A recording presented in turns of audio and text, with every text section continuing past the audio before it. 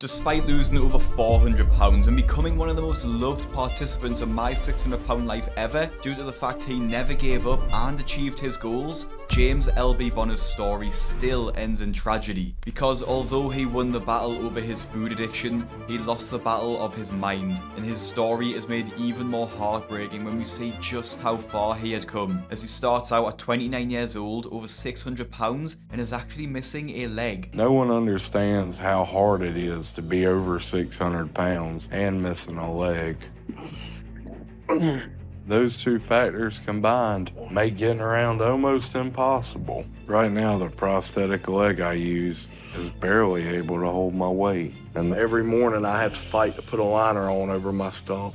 Then I have to be able to maintain my own balance. So I get shortness of breath from doing all the scooting and leaning up and all that. And it's pretty much impossible to ignore the pain and the aching and just the overall bad feeling, because my knee's killing me, my back's killing me.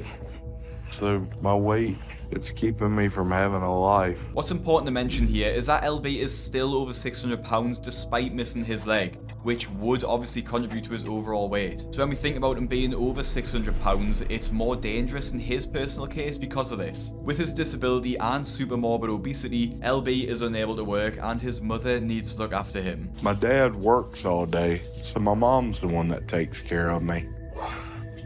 She comes out and gets my laundry for me. She comes in and cleans my house. Without my mom, I'd be lost, because there's no way I can stay on my feet long enough to get it done. I do everything for LB because he's my baby. He's my youngest, and I would do anything in the world for my son. That's how much I love him. Karen clearly seems like a great loving mother, but it really seems like she's killing him with perceived kindness. When LB wants to get sodas and snack cakes and potato chips, it makes me feel awful. What am I supposed to do? Tell him no? To me, that's the only thing left that he has. I know my mom wants me to stop eating as much as I do. But it's funny, if I don't ask for something, she won't say anything, and she gets it for me. But if I do ask for something, she gives me this look or this tone. Then she gets passive-aggressive about it, and I don't need that from her. Will you grab a thing of the pepperoni pizza pockets?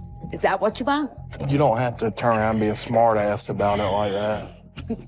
All right. It seems like there's also a bit of manipulation going on here too. Karen will fill her trolley with unhealthy snacks, but the minute LB actually asks for something unhealthy, she uses it as an opportunity to be passive-aggressive towards him, making snide comments that he shouldn't eat stuff like that. It's a pretty silly way to act, to be honest, as she judges LB for what he eats, trying to make him feel bad about it, but then she doesn't try at all to get him to eat anything that's healthier. She even fills the trolley with unhealthy stuff anyway without having been asked to by LB. The trip to the supermarket was pretty stressful for LB, and the only thing he wants to do to feel better is to eat and eat. And I get so emotional that all I can think about is getting something to drink and eat. So that's pretty much how most days go for me. This shouldn't be my life, and this shouldn't be her life.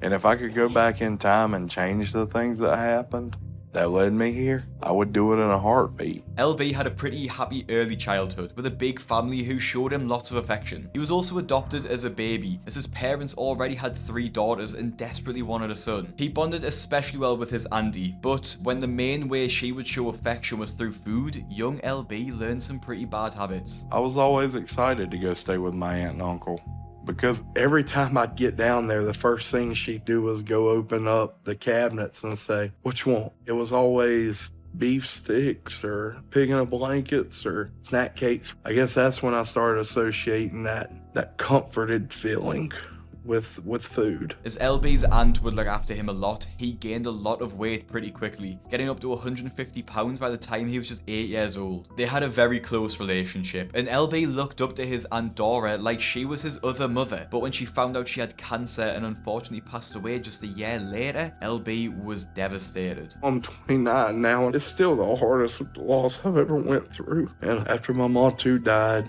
I'd probably eat a pack of hot dogs every 2 days. Food was the only thing that helped, but the pain would come back, so I'd start eating again. And anytime I'd just kind of have that blah, empty feeling, after my parents went to bed at 8 or 9 o'clock, I'd go into the refrigerator and I'd eat whatever was in there. And so I just kept gaining. And I hit 200 when I was 12. And that's when my weight started preventing me from doing normal things. I remember we went to sign me up for football, and I was too big.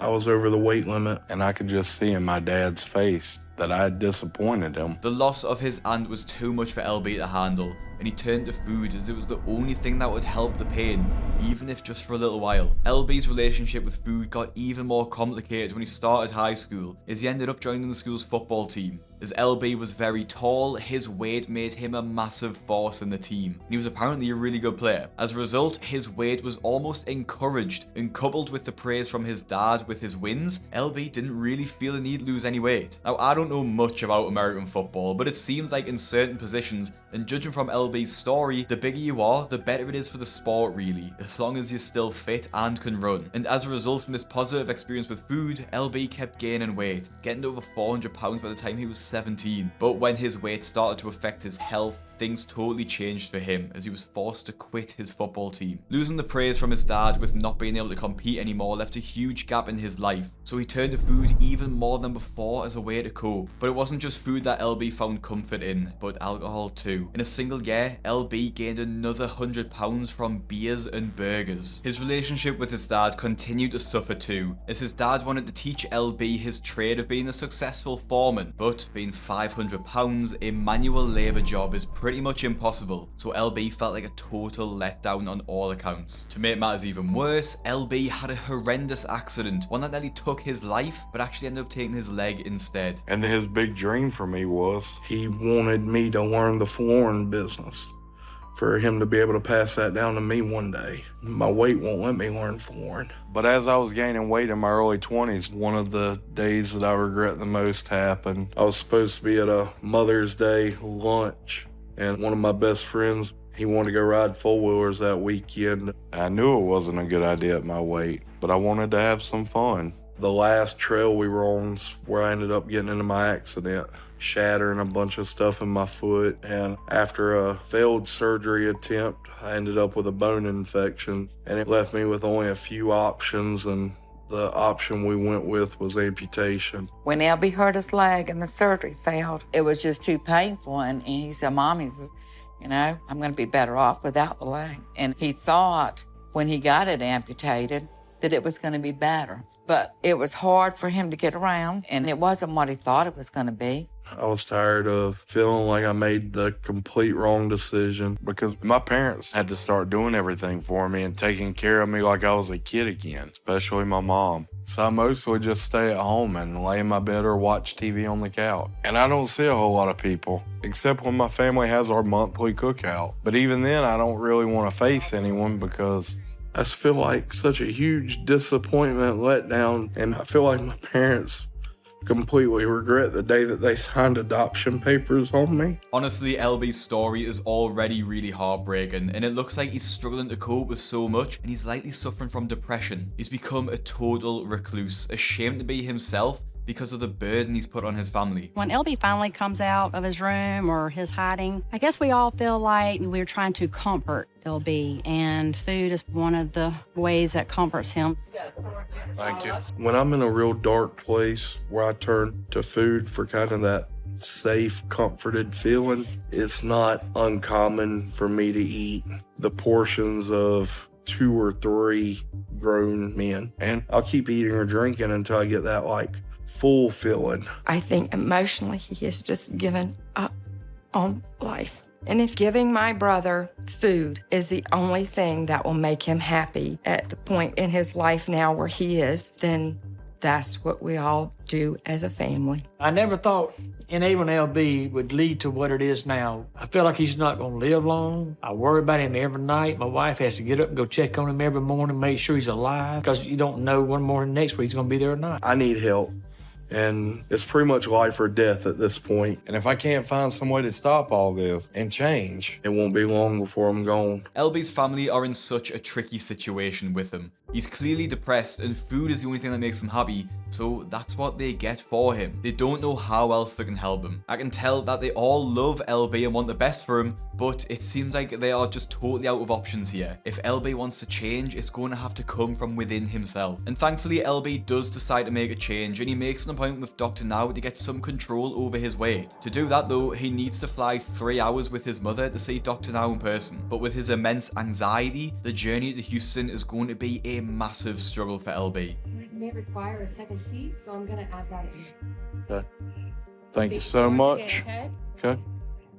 Your leg's gonna be worn out by the time we get through. I'm feeling exhausted and I'm just ready for this to be over with. It's been a while since I've been around this many people, so my anxiety's just getting worse. And I'm really ready to just be on the plane and be out of view from all these people because I just feel like a freak on display for everybody right now. You're sweating, LB, so bad. I feel like I'm having an anxiety attack. I feel like my damn heart's about to beat out my chest. I thought everything was kind of hitting on the way here, but now it's really getting real now. So now it's just a wait to see what it's like once we're on the plane. I really feel for LB here. Because he's been inside for so long, being around people is just going to be terrifying for him. Especially when he feels like people will stare at him. Because he's not just over 600 pounds, he's 6'4" and only has one leg, and that's not something you see every day. The flight is really painful for LB as he struggles with his weight, his height in the row, and his stump. The pressure of his weight pressing down on his amputated leg must be excruciating. I'm really hurting right now. There's a lot of pressure on my leg and my whole body. My stump's absolutely killing me right now. Imagine having 2 bones just squared off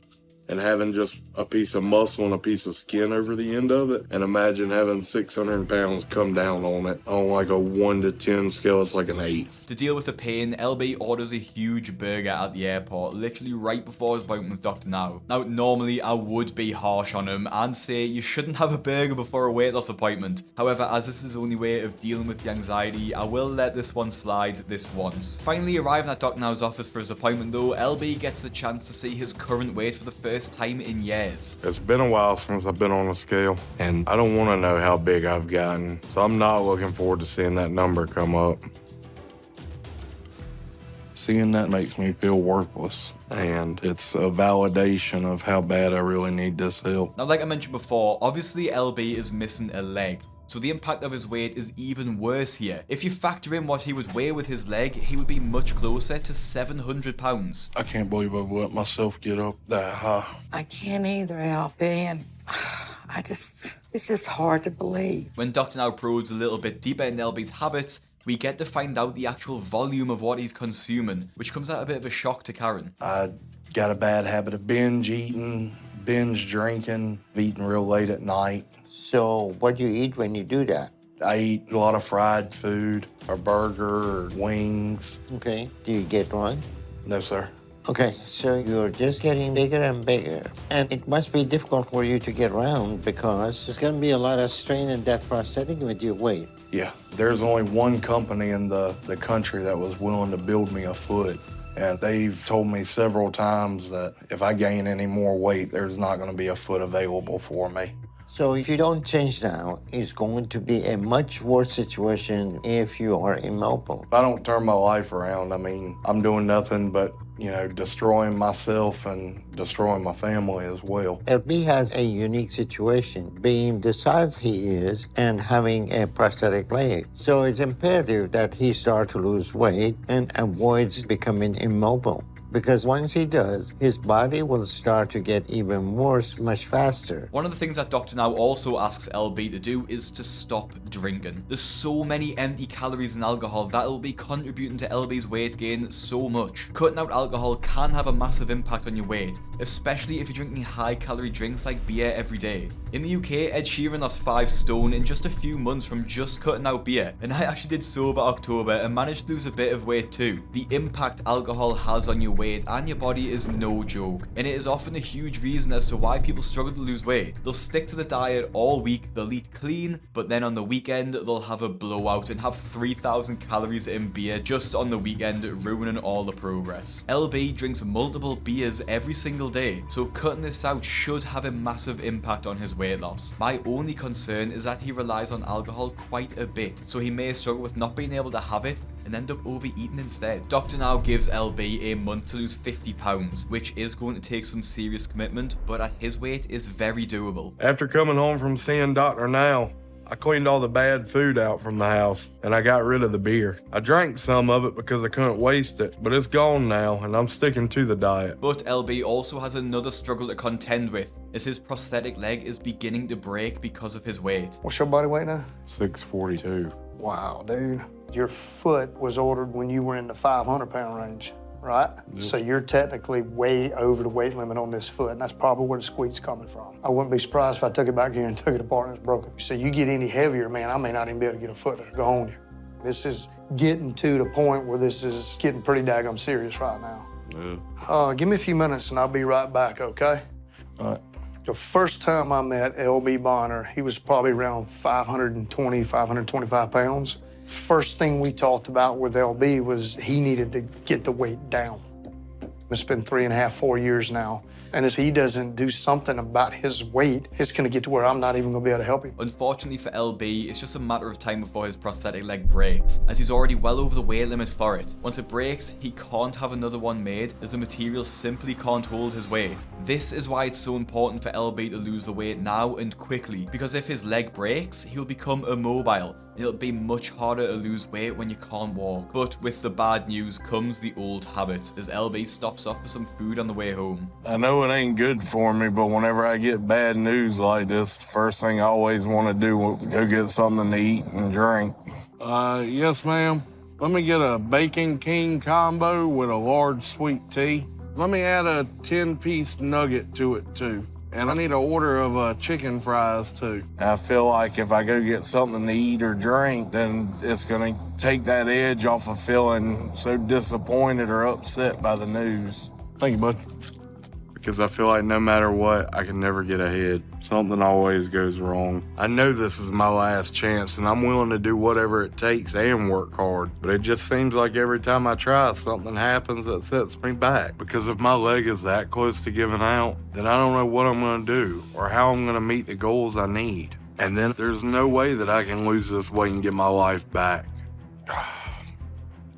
That sucks. It's on there now. So I'm just feeling hopeless right now. A few weeks later, LB is back at Dr. Now's office for a weigh-in and a checkup. My goal was to lose at least 50 pounds today. So if I did that, I'd be at or below 592 today. And I'm about to find out if I did that.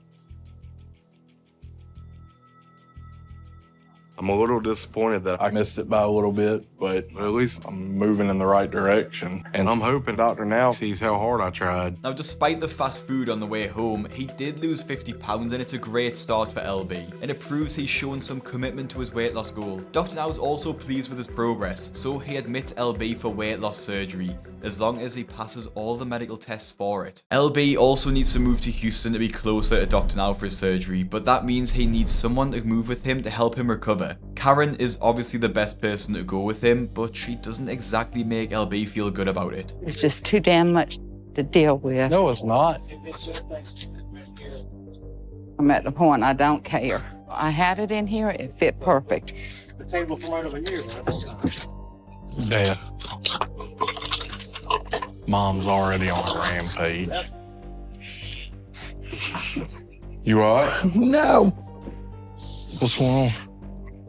I'm doing this for you. You know, I'm leaving everything behind. I'm not gonna have my daughters. And all you want to do is bitch at me all the time. You don't want to help me. That's not the You case said at all. it. Did you? You keep telling me. Everything I've said I was going to do has gotten done. No, LB. I just need help and I need I'm trying to support. help you, Mom, but you're not exactly have been easy to deal with through this. You know, words can't express how thankful I am that you're willing to make this change for me. But you've got to try to relax a little bit. Well, honey, you see what time it is. It's 1:30. Okay. It is, wait a minute, let me finish, and then you can say what you got to say. It's 1:30. I still have laundry to do, ironing to do. I have to finish packing. I still have to go over things with your father as far as the bills and what comes out every month and all the codes and the passwords. I have to take time for that. You understand I have things that I want to do. Just know that I love you, and I'm going to take care of you when we get there. A year's going to fly by. LB, I have raised you for 29 years. See, this is and what... you ain't never told me you're going to take care of me. This is what pisses me and Dad off. You make us out to be like we're damn worthless. You belittle us every time we try to say something or every time we volunteer to do something and make it out to be like we can't even wash our own asses. Damn, I try to come in here and pour my emotions out and I get this. It seems like Karen spends a lot of her time caring for her family, so the move halfway across the country really is unsettling for her. But at the same time, it's not really fair to take it out on LB, as he's clearly grateful for her coming to support him, and she's his biggest support system. And LB will definitely need a lot of support from his family, especially as his anxiety levels rise when the time for his weight loss surgery finally comes around. My anxiety level's definitely pretty high right now, but I'm ready for this. And I'm thankful I have this chance to get my life back. I'm just extremely anxious to get it over with. LB has continued to do well over the past couple of months. Dr. Now has given LB a gastric sleeve, which reduces the size of his stomach by 90%. As LB's food intake will be significantly limited with having a smaller stomach, it should hopefully speed up his weight loss dramatically, as he will feel fuller quicker and for longer, which should reduce his cravings. After the surgery, this starts to work initially, and LB does start to lose weight, but the cravings come back a lot quicker than he expected. For LB, he spent almost his entire life eating himself to the point of sickness, and that is so difficult to shake. Things are made even worse when Karen starts bringing food and drinks home to tempt LB, and tensions rise between them as LB thinks it's totally unfair that she does this, and honestly, I have to agree with LB. Watered down beer or a beer and some ice? A lot of ice and beer, watered down. Just gonna relax. You don't think that since I'm making some changes that maybe you should work on making some too? No, I need a couple beers in the evening, a few. It makes me stress-free. I don't go crazy with mine. Well, I mean, I used to drink to relieve stress too, and you look at what it turned into. Well, that's the one thing that I just enjoy. You don't ever think about how it makes me feel coming for the fact that I have a drinking problem, for there to be beer in the refrigerator? I have been through an awful lot of stress over the years. I'm just saying that there's other, like I'm having to find other ways to deal with my stress. Well, I'm glad that you are. You have to control your habit. You're the alcoholic, not me. So you do think I had a drinking problem? Oh, hell, you drink liquor. I drank beer too. But you drink gallons of liquor like this and turn them up. It wasn't just, a few beers. You drink a gallon of liquor. Listen, I'm not even gonna worry or either carry on this conversation anymore. I don't feel like it. Oh my God, I'm done. It's a tricky situation though, as Karen is obviously struggling with living in Houston and being away from her family, so she's having a beer to relieve some of that stress. And we'll not talk about having ice in the beer because that is a crime in the UK. But do you think it's bad that she's having a beer when she knows LB is an alcoholic? Karen is sacrificing a lot for LB, but she makes it obvious that she is and tries to make him feel guilty about it all the time. If she wanted a drink so bad, I think she could have went out to a local bar and got 1 or 2 beers there. It would make it less obvious to LB rather than drinking right in front of him. I actually think Karen is a little bit abusive towards LB. She makes everything about herself and almost appears to enjoy guilt-tripping LB and making him feel bad. It's not just me who thinks this way either, as other people who've watched the show have commented the same thing. What a toxic and passive-aggressive person his mom is. He's so repressed from growing up in toxicity. His mom always made it about her. She always guilted him. Karen even says that she's the only one in the family that still cares for LB, and that many other mothers would have given up on him years ago if they were in the same position. For me, LB's depression and struggle is so obvious. I don't understand how Karen can think this way about him. As another month goes by, the tension between LB and Karen continues to grow. She keeps bringing in more unhealthy food just for herself, even bringing in more alcohol than she was before too. They can't really talk about it either, because they are both so hot-headed and prone to aggression, they just end up fighting. And we'll get to see what type of impact this has on LB's progress overall. Dr. Now told me I should lose 40 pounds the first month after surgery, and then 30 pounds every month after that. So I should be around 450 today. It's not 70 pounds, but it's weight loss. And hopefully Dr. Now thinks it's good enough because I'm doing the best I can. Clearly, LB's weight loss is slowing down. He lost more weight in the first month without having the surgery, so he really should be losing the weight a lot quicker by now. When confronted by Dr. Now, Karen completely defends LB as she claims he's hardly been eating anything. If this was the case, he would have lost more weight. So clearly she's either lying to defend him, or LB is finding some way to sneak extra food without being seen. She over-exaggerates the little amount that I'm taking in, but... He gets one of these little protein, little milk things. He takes it to bed with him at night. I go in there, he's drinking about this much. That's all he has eaten all day long. And Dr. Now, I've been with him 24 hours a day, and I know he is not eating and he is not drinking but this much. Well, he didn't stay on track. So you're wrong, and you don't need to push him to eat more. So give him a little room and see what happens. Well, he's having headaches too. The headaches are because of you. Oh, it is not. It is not, because we're not even together during the day. You're always You in your room. just said you're with me 24/7. You know Well, what I I'm know taking what you're in. taking in your bed. Damn. All right, you're not drinking any alcohol or anything like that, huh? That's not part of your liquid diet. No. That's part of mine now. Yeah, that's So he got you. Because he drives me that He way. drives you to drinking. I got it. Okay. The tension between the two makes Dr. Now pretty uncomfortable, as they are just arguing right in front of him. Dr. Now suggests that LB sees a therapist to overcome some of his emotional issues, as they play a huge part in his weight gain and inability to stick to the diet. Hopefully, this will also help with his depression, as he's clearly suffering a lot. LB's weight loss over the past 2 months isn't bad, but is clearly starting to slow, which means his emotions are coming to the surface right now, because surgery has changed his dynamic with food. So he needs to start dealing with those issues, and they mostly seem to revolve around his mother. So they need a lot of help before things get worse between them and he starts to gain again. So let's see a therapist, because this is something you need to do, okay? okay. During the therapy sessions, LB shares that he wants Karen to go back home because he can't stand to be around her, and their constant arguments make it difficult for him to stick to his diet. As much as I agree with them separating for a bit, I do worry about his mental health. It's not normal to be isolated from your entire family halfway across the country, especially as LB doesn't have a social life in Texas either. But because he's lost a good amount of weight, he is more mobile than he was previously, so he can take care of himself physically without any help. After Karen leaves, LB gets a burst of motivation. He really sticks to his diet, starts walking more, and even starts riding his bike. I think without Karen living with him, he can just exist without feeling judgment for everything he does, and his progress really shows when he goes for his next weigh-in. Today I'm gonna see where my progress is at, and if I hit my weight loss goals to get me below 392. I'm happy with that. I knew I was doing well, but that's a little better than I thought. I'm guessing the doc's gonna be happy with that. Hey, LB.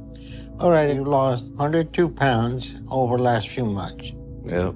That's fantastic. LB makes amazing progress as he loses even more than Dr. Now asks him to. He's over 100 pounds away from his final goal, but if he carries on this way, he'll get there easily. By the end of his episode, LB loses enough weight to be fitted with a new prosthetic leg that he can run with, something he hasn't been able to do in years. And it's fair to say he is completely overjoyed. I'm exhausted, but that was awesome. I never thought I'd be able to do that again. A year ago, I was living in my parents' garage, over 600 pounds and hardly ever leaving the couch. After the show, LB continued to lose weight, sharing progress pictures on Facebook with his closest fans. It seemed to all be going well for LB, but the truth is that you never really know what's going on behind the scenes, or in this case, behind the cameras. Less than a year after filming, LB unfortunately died by suicide after he shot himself at the side of a road in August 2018. Before his death, he posted a cryptic message on Facebook. I just want to say thank you to everyone who has shown me love and support throughout my journey. I've realised a few things over the last few days, and it's time that I face my demons head on. It's clear that the struggles LB had when he was on the show didn't go away when he started losing the weight. and it's honestly devastating it came to this. LB was one of the nicest stars on the show, and you could tell he felt so guilty about the pressure he was putting on his entire family. He was never rude or demanding, just someone who was really suffering and didn't know how to cope. But it doesn't end there, as LB's family actually sued the production company behind My £600 Life. His family sued for gross misconduct, seeking well over $1 million in damages. They made several claims against the production company,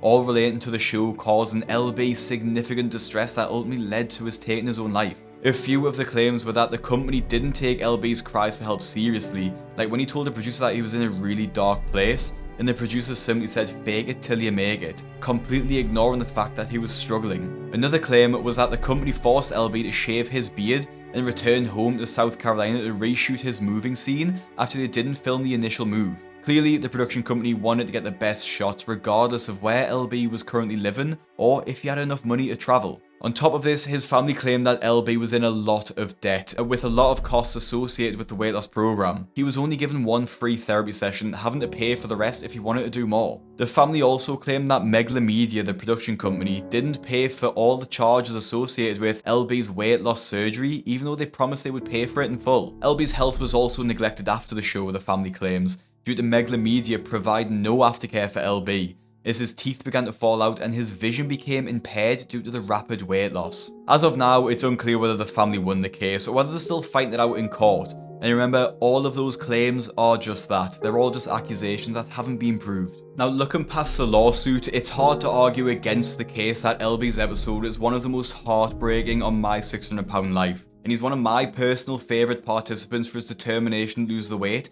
despite all of the odds being against him. And I just hope that this episode inspires many more people to lose weight. Now, since LB's death, even more stars have actually lost their lives during or after the filming of the show. And if you click the video on your screen now, you can see the most recent to have lost their lives. Make sure you follow my Instagram at BigCraigYT, subscribe so you don't miss a video. Thank you for watching, and I'll see you in the next one.